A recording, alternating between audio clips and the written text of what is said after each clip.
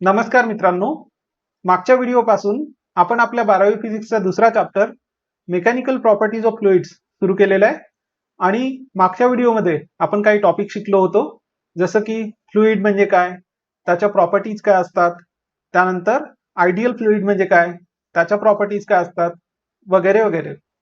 तर आजच्या व्हिडिओमध्ये आपण त्याच चॅप्टर मधील पुढचे काही टॉपिक शिकणार आहोत, जसं की पास्कल्स लॉ आणि त्याचे applications, hydraulic brakes and hydraulic lift. तर सगळ्यात आधी आपण डिस्कस करणार आहोत पास्कल्स लॉ. तर हा पास्कल्स लॉ काय आहे?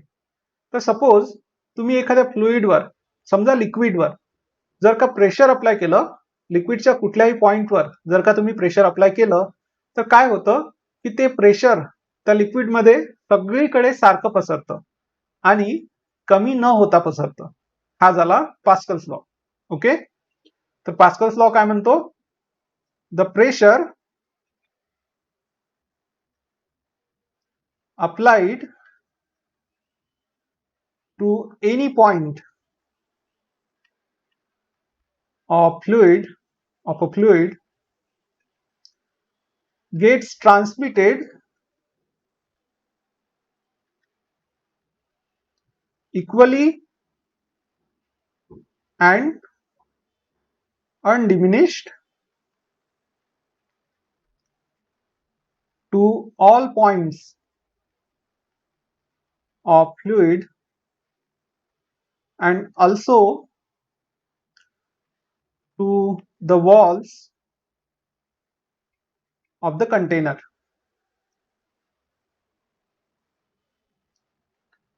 ठीक आहे, पास्कल्स लॉ काय म्हणतो?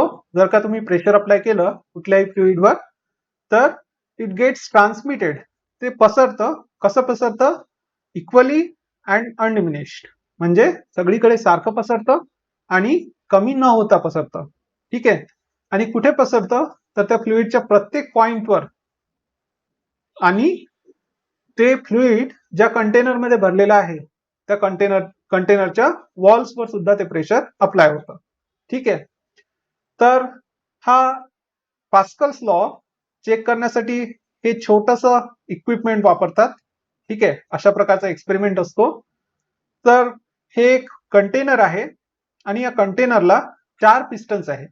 ठीक आहे, हे झालं पहिलं पिस्टन, हे आहे दुसरं पिस्टन, हे तिसरं पिस्टन आणि हे चौथं पिस्टन. तर आपण काय करणार आहोत की हे जे पहिलं पिस्टन आहे त्याच्यावर आपण फोर्स अप्लाय करणार आहोत. ठीक आहे, आणि फोर्स किती आहे? एफ. ओके, तर आता काय होतं की जेव्हा आपण पहिल्या पिस्टनवर फोर्स अप्लाय करतो, तर ते फ्लुइड जे आहे, लिक्विड जे आहे, ते सप्रेस होतं आणि त्यामुळे काय होणार? हे इथून खाली दाबलेलं लिक्विड जे आहे ते या पॉइंट पासून, या पॉइंट पासून आणि या पॉइंट पासून बाहेर निघण्याचा प्रयत्न करेल. ठीक आहे, आणि त्यामुळे काय होणार की हे दुसरं, तिसरं आणि चौथं पिस्टन जे आहे ते बाहेर ढकलल्या जाईल.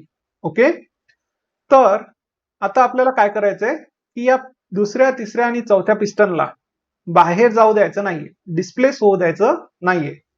तर ह्या फ्लुइडमुळे, ठीक आहे, आपण जो फोर्स अप्लाय करतो त्यामुळे काय होतं?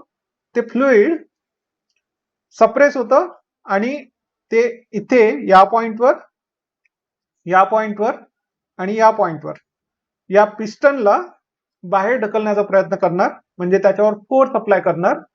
आणि आता आपल्याला जर त्या सगळ्या पिस्टन्सना डिस्प्लेस होऊ द्यायचं नसेल तर काय करावं लागेल? आपल्याला इक्वल अँड अपोजिट फोर्स बाहेरच्या साईडने, ठीक आहे, म्हणजे बाहेरून आतमध्ये अप्लाय करावं लागेल. ठीक आहे, तर आपण इथे, इथे आणि इथे काय करतो की बाहेरून पण त्या पिस्टनला प्रेस करतो. ठीक आहे, आणि आता हे पिस्टन्स डिस्प्लेस न होऊ देण्याकरिता जो फोर्स बाहेरून आपल्याला अप्लाय करावा लागत आहे तो फोर्स आपण मेजर करतो. ओके, त्यानंतर आपण सगळ्या पॉइंट्सवर प्रेशर कॅल्क्युलेट करतो. ठीक आहे, जर प्रेशर इक्वल असेल तर पास्कल्स लॉ प्रूव्ह झाला. समजलं? तर हा पहिलं पिस्टन जे आहे त्याचा एरिया आहे स्मॉल ए, या दुसऱ्या पिस्टनचा एरिया काय आहे? a/2. तिसऱ्या पिस्टनचा एरिया आहे 3 टाइम्स ए आणि चौथ्या पिस्टनचा एरिया काय आहे? 2 टाइम्स ए. ठीक आहे, तर प्रेशर ऍट फर्स्ट पिस्टन काय असणार आहे? प्रेशर ऍट आपण म्हणूयात पॉइंट 1. ठीक आहे. It is suppose P1 it's equal to force divided by area, आणि एरिया काय आहे इथे? स्मॉल आहे. So F upon A. त्यानंतर दुसरा पिस्टन जे आहे म्हणजे दुसरा पॉइंट, तिथे काय असेल? प्रेशर ऍट पॉइंट 2 काय असणार आहे? P2 इक्वल्स टू फोर्स काय लावावं लागत आहे आपल्याला? F/2. ठीक आहे. हे पिस्टन डिस्प्लेस होऊ नये म्हणून काय फोर्स लावावा लागत आहे? F divided by 2. आणि एरिया काय आहे? A/2. Okay. So F/2 divided by A/2. तर हा 2 आणि 2 न्यूमरेटरच्या डिनॉमिनेटर मध्ये आणि डिनॉमिनेटरच्या डिनॉमिनेटर मध्ये जो आहे तो कॅन्सल आउट होणार. I am sorry. आणि काय राहील इथे? Pressure is equal to F/A. ठीक आहे. त्यानंतर similarly at pressure at point 3 काय असेल? P3 equals to what? इथे फोर्स आपल्याला अप्लाय करावा लागत आहे 3 टाइम्स F, आणि एरिया काय आहे? 3 टाइम्स A. आणि हा 3 आणि 3 पण कॅन्सल आउट होणार, तर इथे पण प्रेशर काय असेल? F/A. ओके. आणि या चौथ्या पॉइंटला इथे काय आहे? Force is equal to 2 times F आणि एरिया आहे 2 टाइम्स A. तर इथे पण प्रेशर काय असेल? P4 is equal to 2F divided by 2A. तर तो 2 आणि 2 कॅन्सल आउट होणार. ठीक आहे. तर प्रेशर काय असेल? तिथे पण प्रेशर असणार F/A. म्हणजे जे प्रेशर आपण पहिल्या पॉइंटला अप्लाय केलं P1 इट इज F/A. ठीक आहे. ते सेम प्रेशर दुसऱ्या पॉइंटवर पण अप्लाय झालं, तिसऱ्या पॉइंटवर पण अप्लाय झालं, आणि चौथ्या पॉइंटवर सुद्धा अप्लाय झालं. सारखं प्रेशर अप्लाय झालं. ठीक आहे. आणि हे प्रेशर जेव्हा पसरलं त्या फ्लुइडमध्ये आणि त्या वॉल्सवर म्हणजे इथे पिस्टन्सवर जे अप्लाय झालं, तर कुठेही हे प्रेशर कमी झालेलं नाहीये. ओके. तर इथे पास्कल्स लॉ प्रूव्ह झाला. पास्कल्स लॉ काय? Pressure exerted on fluid at one point of fluid gets transmitted equally and undiminished to all points of fluid. ठीक आहे. त्यानंतर आपण आता या पास्कल्स लॉचे अप्लिकेशन्स पाहणार आहोत. तर पास्कल्स लॉचं पहिलं अप्लिकेशन पाहूयात, हायड्रॉलिक लिफ्ट. तर लिफ्ट कशासाठी वापरतो आपण? कुठलीही वस्तू उचलण्यासाठी आपण लिफ्टचा वापर करतो. आणि हायड्रॉलिक लिफ्ट ही पास्कल्स लॉवर बेस्ड आहे. आणि ती कशासाठी वापरतात? तर खूप अवजड अशा वस्तू उचलण्यासाठी आपण हायड्रॉलिक लिफ्टचा वापर करतो. फॉर एन एक्झाम्पल, एखादी कन्स्ट्रक्शन साईट आहे. ठीक आहे. आणि तिथे सपोज तुम्हाला सिमेंटची 100 पोती उचलायची आहे, तर अशा ठिकाणी आपण हायड्रॉलिक लिफ्टचा वापर करू शकतो. त्यानंतर एखादी कारची किंवा ट्रकची फॅक्टरी आहे. ठीक आहे. तर तिथे कार्स किंवा ट्रक्स उचलून एका फ्लोअरवरून दुसऱ्या फ्लोअरवर आपल्याला ठेवायचे असतील, तर अशा ठिकाणी पण हायड्रॉलिक लिफ्ट आपण वापरू शकतो. ठीक आहे. तर आता आपण ह्या हायड्रॉलिक लिफ्टचं वर्किंग पाहूया. तर हायड्रॉलिक लिफ्टमध्ये काय असतं? 2 सिलेंडर्स असतात, एक छोटं सिलेंडर आणि एक मोठं सिलेंडर. आणि ते दोन्ही सिलेंडर एकमेकांना एका पाईपने कनेक्टेड असतात. त्यानंतर सिलेंडर्समध्ये काय असतं? तर पाणी असतं. आणि त्या सिलेंडर्सना आपण पिस्टन्सने बंद केलेलं आहे. ठीक आहे. तर इथे एक पिस्टन आहे, इथे दुसरं पिस्टन आहे. आणि दोन्ही पिस्टनचा एरिया आहे, सपोज पहिल्या पिस्टनचा एरिया आहे A1, दुसऱ्या पिस्टनचा एरिया आहे A2. ठीक आहे. So what is A1? Area of first cylinder. आणि A2 is area of second cylinder. त्यानंतर दुसऱ्या सिलेंडरचा एरिया हा पहिल्या सिलेंडरच्या एरियापेक्षा खूप मोठा आहे. Okay. So A2 is very very very greater than A1. Okay. आणि जी काही अवजड वस्तू आपल्याला उचलायची आहे ती आपण कुठे ठेवतो? दुसऱ्या सिलेंडरवर ठेवतो. ओके. तर मला सपोज ही कार उचलायची आहे, ठीक आहे. Suppose this is a car. He car मला उचलायची आहे, ती मी कुठे ठेवणार? दुसऱ्या सिलेंडरवर ठेवणार. तर कारचं काहीतरी वेट असेल, ठीक आहे, कारचं काहीतरी मास असेल m आणि acceleration due to gravity g. तर वेट जे आहे ते काय असेल? m into g. तर मला ह्या कारला उचलण्यासाठी किती फोर्स लावावा लागेल? जेवढं त्या कारचं वेट असेल तेवढा फोर्स मला लावावा लागेल. तर मी काय करतो? फोर्स इथे न लावता, दुसऱ्या सिलेंडरवर न लावता तो फोर्स कुठे अप्लाय करतो? पहिल्या सिलेंडरवर अप्लाय करतो. ठीक आहे. तर मी इथे फोर्स अप्लाय करतोय पहिल्या सिलेंडरवर F1. ठीक आहे. आणि काय होतं? आपण पास्कल्स लॉ आता शिकलो. तर प्रेशर जे आहे, जे प्रेशर आपण या पहिल्या सिलेंडरवर अप्लाय करत आहोत, या फोर्समुळे जे प्रेशर अप्लाय होतं, ते प्रेशर या पूर्ण फ्लुइड मध्ये सारखं पसरतं. ठीक आहे. तर इथे प्रेशर अप्लाय होणार P1 आणि इथे प्रेशर काय असणार? P2. But P1 is equal to P2. ठीक आहे. सो युजिंग पास्कल्स लॉ आपण काय म्हणू शकतो? युजिंग पास्कल्स लॉ आपण म्हणू शकतो की प्रेशर ऑन फर्स्ट सिलेंडर, ठीक आहे, pressure on this piston, first piston is equal to pressure on second piston. पण इथे प्रेशर काय असणार? तो आपण जो फोर्स अप्लाय करतोय तो force divided by area of the piston. ठीक आहे. So F1 divided by A1. आणि दुसऱ्या पिस्टनवर जो फोर्स अप्लाय होतो, तर आपण पहिल्या पिस्टनला खाली दाबतोय, तर दुसरं पिस्टन जे आहे ते काय होणार? वर उचलल्या जाईल. ठीक आहे. जे प्रेशर आपण टाकतोय फ्लुइडवर, त्या प्रेशरमुळे दुसरं पिस्टन जे आहे ते वर उचललं जाणार. ओके. तर प्रेशर असणार P2. तर इथे फोर्स अप्लाय होणार वरच्या डायरेक्शनला F2. ठीक आहे. तर प्रेशर काय असेल? F2 divided by area of second cylinder किंवा सेकंड पिस्टन. ओके. आणि त्यानंतर आपण काय म्हणू शकतो? हा A2 जर दुसऱ्या साईडला नेला तर काय होणार? तो मल्टिप्लिकेशन मध्ये जाईल. तर आपण म्हणू शकतो F2 इज इक्वल टू, हा A2 न्यूमरेटर मध्ये जाणार दुसऱ्या साईडला. So A2 upon A1 multiplied by F1. ठीक आहे. आणि आता सपोज फॉर एन एक्झाम्पल आपण म्हटलेलं आहे की A2 जो आहे it is far far greater than A1. दुसरा पिस्टन किंवा दुसऱ्या सिलेंडरचा एरिया पहिल्या सिलेंडरपेक्षा खूप खूप मोठा आहे. पण सपोज एक एक्झाम्पल घ्यायचं झालं तर suppose A2 is equal to 100 times A1. ठीक आहे. For an example A2 equals to 100 times A1. तर काय होणार? जर आपण न्यूमरेटर मध्ये इथे सबस्टिट्यूट केलं, ओके, आता जर आपल्याला F2 फाइंड करायचा असेल, सॉरी,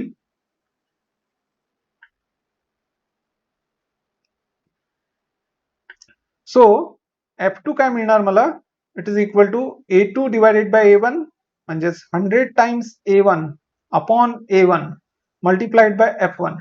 तर A1 काय होणार? कॅन्सल आउट होणार आणि आपल्याला मिळेल F2 इक्वल्स टू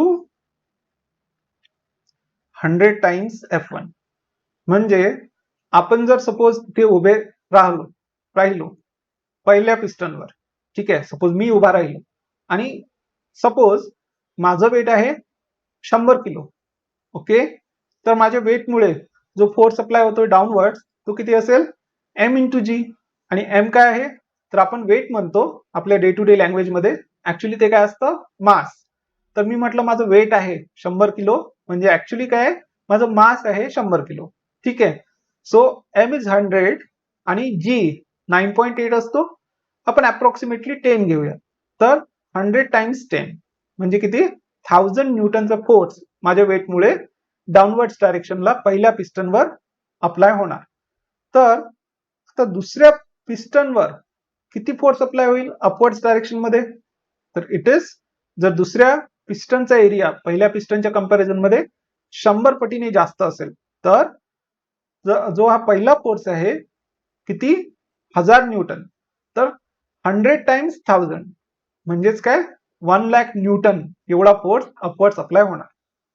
ठीक आहे. तर इथे फोर्स मल्टिप्लाय होतो. ठीक आहे. जेवढा एरियाचा फॅक्टर आहे म्हणजे A2 A1च्या जेवढा पट असेल तेवढा पट F2 असेल F1च्या. म्हणजे आपल्याला खूप छोटा फोर्स लावावा लागतो खूप मोठमोठ्या अवजड वस्तू उचलण्यासाठी, जर आपण काय वापरलं, हायड्रोलिक लिफ्टचा वापर केला तर. त्यानंतर दुसरं ऍप्लिकेशन पाहूया, हायड्रोलिक ब्रेक्स. तर हायड्रोलिक ब्रेक कुठे वापरतात?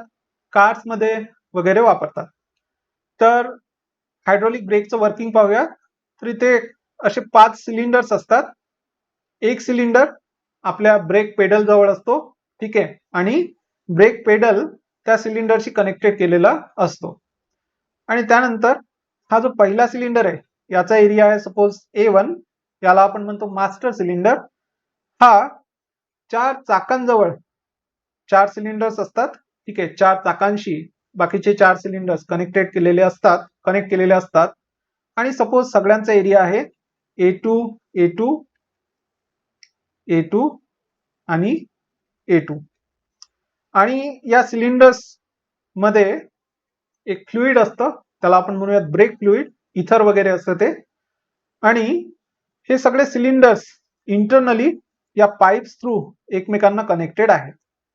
ठीक आहे.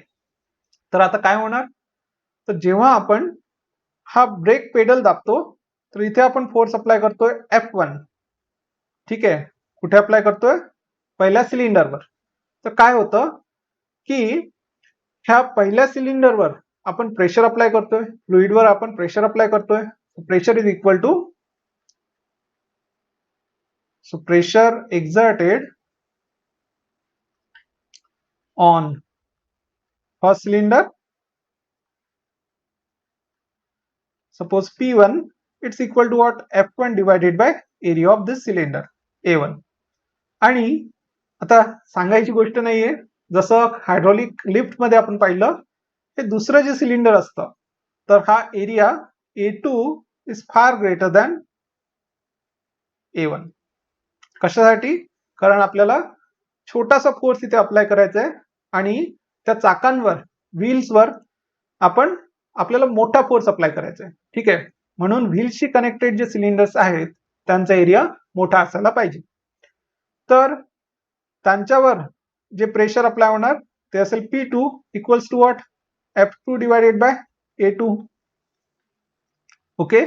आणि पास्कल्स लॉ काय सांगतो आपल्याला? सो पास्कल्स लॉ आपल्याला म्हणतो P1 equals to P2. Okay. म्हणजे जे प्रेशर आपण फ्लुइडच्या कुठल्याही पॉइंटवर अप्लाय करतो ते प्रत्येक पॉइंटवर सारखं पसरतं आणि कमी न होता पसरतं. तर इथे जे प्रेशर आपण अप्लाय करू तेच प्रेशर, कारण हे सगळे सिलेंडर्स एकमेकांशी कनेक्टेड आहेत, तर सगळ्या सिलेंडर्स मध्ये सेम फ्लुइड आहे आपण म्हणू शकतो. म्हणून इथे जे प्रेशर आपण अप्लाय करतो ते सगळ्या सिलेंडर्सवर सारखं अप्लाय होतं. ठीक आहे. And therefore P1 is F1 upon A1, it's equal to F2 divided by A2. ठीक आहे. आणि म्हणूनच आपण A2 त्या साईडला परत नेऊ शकतो आणि आपण म्हणू शकतो F2 equals to A2 upon A1 divided by F1. आणि परत जर suppose A2 is 100 times A1 तर काय होणार? A2 upon A1 will be 100. ठीक आहे. A2 डिवायडेड बाय A1 काय येणार? 100. म्हणजेच F2 will be equal to what? 100 times F1.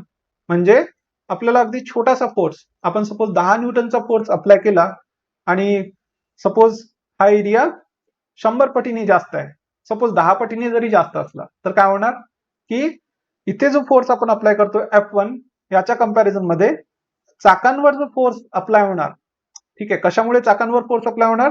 ते पिस्टन जे आहेत त्या सिलेंडरचे ते बाहेरच्या साईडने ढकलले जातील आणि चाक त्या सिलेंडरशी कनेक्टेड आहेत, तर पिस्टन असे बाहेर येतील आणि चाकांवर बसतील. तर चाकांवर जो फोर्स अप्लाय होईल F2 तो काय असेल? It is A2 upon A1 times F1. आणि A2 जर सपोज 10 पट असला A1च्या, तर जो आपण फोर्स अप्लाय करतोय पेडलवर त्याच्या 10 पटीने जास्त फोर्स चाकांवर अप्लाय होणार. ठीक आहे. आणि त्यामुळे ब्रेक अप्लाय होणार. ओके. आणि आपली गाडी थांबेल. तर हे झालं वर्किंग हायड्रोलिक ब्रेक्सचं.